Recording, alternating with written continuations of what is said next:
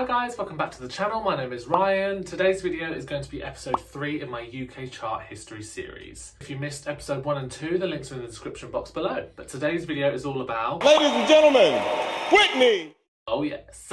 All information is correct at the time of filming. Now Whitney's had 36 top 75 charting singles, 33 top 40 singles, 18 top 10s, and 4 number 1s. Before I get started, go ahead and click the subscribe button and the bell icon if you want to be notified when I upload new videos just like this. Also click the like button because it really helps get this video seen and I really appreciate it. I also have a second channel dedicated to my dance and choreography videos. We film them in a music video-esque style to loads of pop songs and things like that. So if that interests you, then the link is in the description box below. Also, if you hear banging, we've got people working on the roof, so that's what that is. I'm going to try and ignore it together. Whitney's released a lot of music, and they've charted quite well over here in the UK. 4 number 1s, I thought she had more, if I'm honest, but it's better than some artists.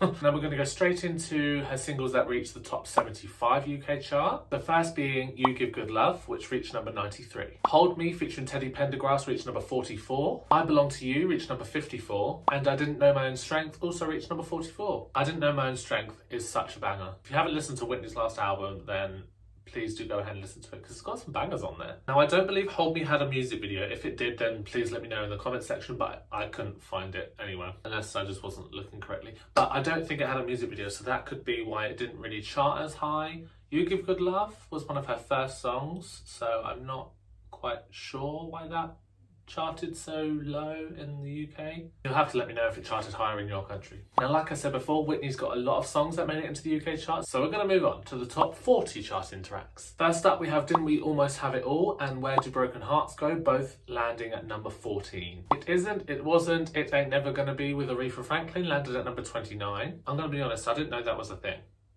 I didn't realise that song was a thing.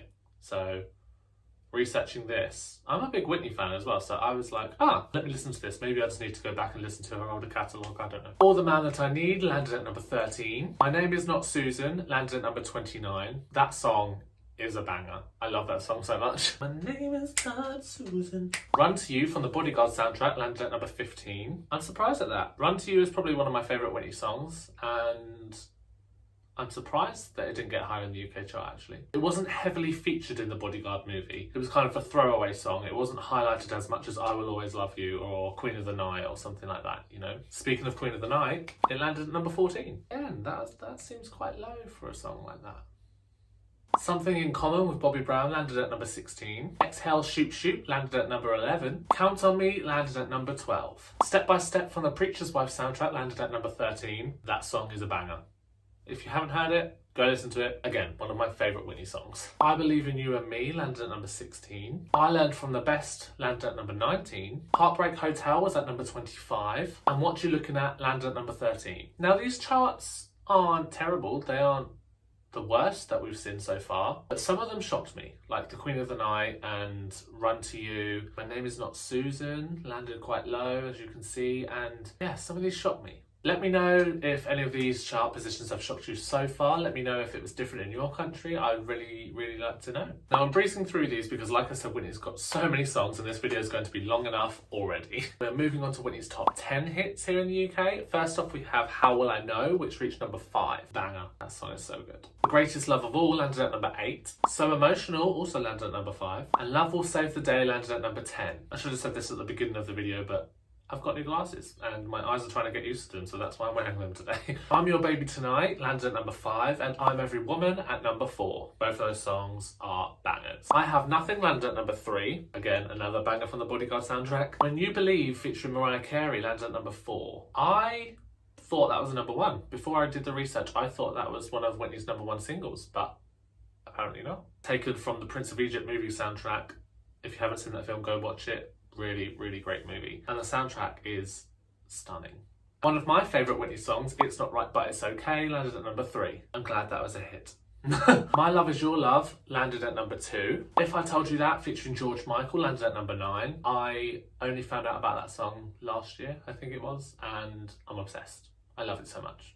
Two icons with a really good song. Gonna Have This Kiss Forever featuring Enrique Iglesias reached number 7. One of Whitney's last singles, $1 Million Bill, landed at number 5. And Kygo's most recent remix, Higher Love, with Whitney's vocals featured on it, reached number 2. Some of these songs in this category deserve to be number 1s. When You Believe deserved to be a number 1. $1 Million Bill deserved to be number 1. I remember she performed it on the UK X Factor when it first came out, and it did have some controversy because the papers liked to talk about her vocals weren't up to par, her dress had a malfunction, her strap on her dress fell off and she was sort of just like shrugging it off. But what else would you do? I thought she carried on like a pro. I mean, she could have just been like, excuse me, costume, but she carried on singing. It was a great performance. And we are on to her number 1 singles. Like I said, she's had 4 number 1 singles. Her first number 1 was actually from her first album, Saving All My Love For You, which spent 2 weeks at number 1. So, yeah, hit. Some songs can make it to number 1 and then just drop out of the chart after making it to number 1, which, again, you could argue, well, it was number 1, so it doesn't really matter. But by keeping it there a second week, solidifies that song being a hit, you know? Because then it will slowly drop out of the chart, rather than just being number 1 and then dropping out of the chart totally. So 2 weeks at number 1, yeah, great. Her second number 1 was I Wanna Dance With Somebody Who Loves Me, most iconic Whitney song. That also spent 2 weeks at number 1. One Moment in Time was her next number 1, which also spent 2 weeks at number 1. And her last number 1 single was, of course, I Will Always Love You, which spent 10 weeks at number 1. Incredible. Absolutely incredible. Of course, it's a cover of Dolly Parton's song. If you haven't heard Dolly's version, then that's the original. But we all know Whitney made this song iconic. Okay, so we've talked about how her singles charted, but we're now going to see how her albums charted here in the UK. Now, looking at my information, the Bodyguard soundtrack isn't on here. So I don't know if that means that it didn't chart over here, which it probably, I think it did. It's one of the most successful soundtrack albums of all time, I believe. So I'm not quite sure where it is, but this is the information that I have. So let's blame the UK official charts company. Her first album, self-titled Whitney Houston, landed at number 2 and spent 119 weeks in the chart. Wow. Next up we have self-titled Whitney, which spent 6 weeks at number 1. I'm Your Baby Tonight landed at number 4. The Preacher's Wife soundtrack landed at number 35. Has anyone seen that movie? I actually haven't, so if you have, let me know how it is. I think I'm gonna go and watch it. I love Whitney, so why not? My Love Is Your Love landed at number 4. Whitney's Greatest Hits was her second number 1 album and landed 2 weeks at number 1. Love Whitney landed at number 22. It only spent 4 weeks in the chart. Maybe that's because everyone just bought her Greatest Hits, I don't know. The release of Just Whitney landed at number 76. Now, again, I'm not quite sure whether this is similar to the previous one, but well, I'm just telling you the information I have. Another Greatest Hits, The Ultimate Collection, landed at number 3. And Whitney's last original album, I Look To You, also landed at number 3. Then come up to a string of Whitney Houston's Greatest Hits albums. The Essential Whitney Houston landed at number 7. I Will Always Love You, The Best Of, landed at number 29. Whitney Houston Live, her Greatest Ultimate Collection, landed at number 33. So this was the information I could find on the album's UK chart. Let me know if you thought these charted higher, charted lower, if you think they shouldn't have charted at all, which hopefully you don't think that. Why would you be watching this video if you thought that?